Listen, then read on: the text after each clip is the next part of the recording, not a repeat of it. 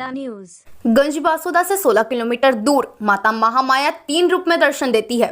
ग्राम उदयपुर के महामाया मंदिर में विराजमान मां त्रिपुर सुंदरी महामाया की प्रतिमा विक्रम संवत 1067 चैत्र महीने की द्वादशी बारिश में नीम के पेड़ की जड़ में से प्रकट हुई थी। महामाया की प्रतिमा में मां दुर्गा के 9 स्वरूप चरणों के आसपास स्थित है। प्रतिमा जिस स्थान पर प्रकट हुई आज भी उसी स्थान पर विराजमान है। ग्वाले ने किए मां के प्रथम दर्शन। मां ने सबसे पहले केशव नामक ग्वाले को दर्शन दिए।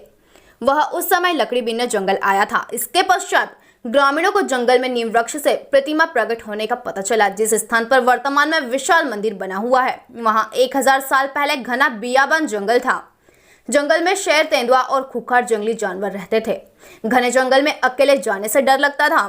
पूर्व में इस स्थान को शेर बाग नाम से जाना जाता था। उस समय बस्ती पहाड़ पर बसी थी। बस्ती के लोग जंगल में लकड़ी बीनने जाते थे। बरसों से प्रतिमा उसी स्थान पर स्थापित है जहां से उसका उद्भव हुआ था। बाद में उसी जगह ग्रामीणों ने छोटा चबूतरा बना दिया। राजा उदयादित्य ने यज्ञ कराया। परमार वंश राजा भोज के भतीजे उदयादित्य ने माता महामाया की प्रेरणा से आधा किलोमीटर दूर नीलकंठेश्वर महादेव मंदिर की आधारशिला रखी।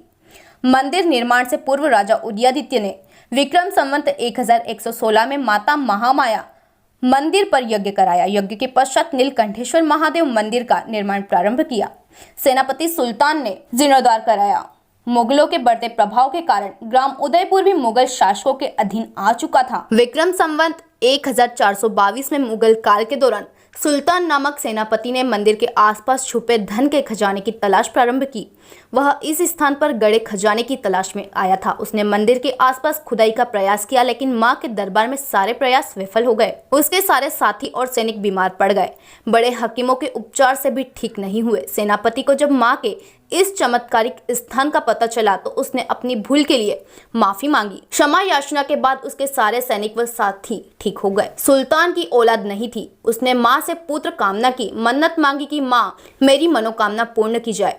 उसे पुत्र रत्न की प्राप्ति हुई। सुल्तान ने विक्रम संवत 1428 में मंदिर का जीर्णोद्धार करवाया। सेनापति सुल्तान ने मंदिर के जीर्णोद्धार के बाद जो शिलालेख लगाया था वह वर्तमान में नवीन गेट के पास लगा हुआ है। मंदिर निर्माण के दौरान हुई 3 चमत्कारी घटनाएं। मंदिर निर्माण के बारे में चर्चा चल रही थी। निर्माण स्थल के पास खड़े आम के पेड़ को कटवाने की सलाह ग्रामीणों ने दी। ग्रामीणों को आशंका थी कि भविष्य में यह पेड़ आंधी तूफान के दौरान टूटने पर मंदिर को क्षतिग्रस्त कर सकता है।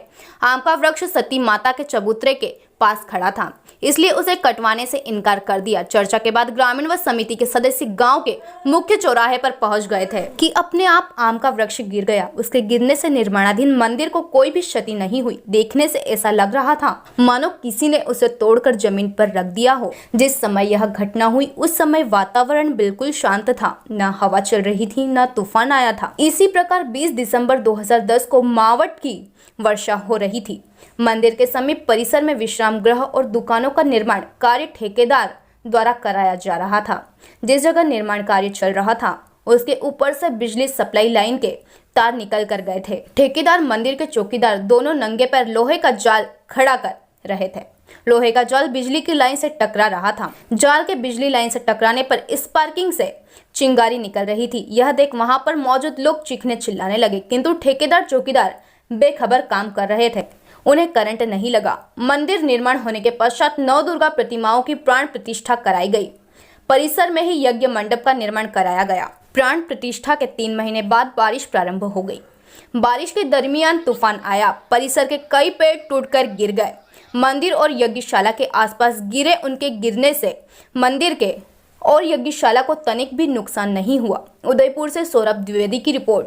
जी, मंदिर की विशेषताओं के बारे में हम आपसे जानना चाह रहे हैं, तो अब बताइए हमें। ये माता एक ग्वाले को दर्शन दिए थे। यहाँ ग्वाले को दर्शन दिए थे तो उन्होंने यहाँ मतलब बताया, बस्ती में राजा को बताया तो राजा ने यहाँ पर मंदिर निर्माण किया छोटा सा। इस बार और ये माता बहुत प्राचीन है और इनकी विशेषता ये है कि ये माता दिन में 3 रूप बदलती हैं। अच्छा। सुबह बचपन का, दोपहर में जवानी का और शाम को वृद्ध अवस्था में।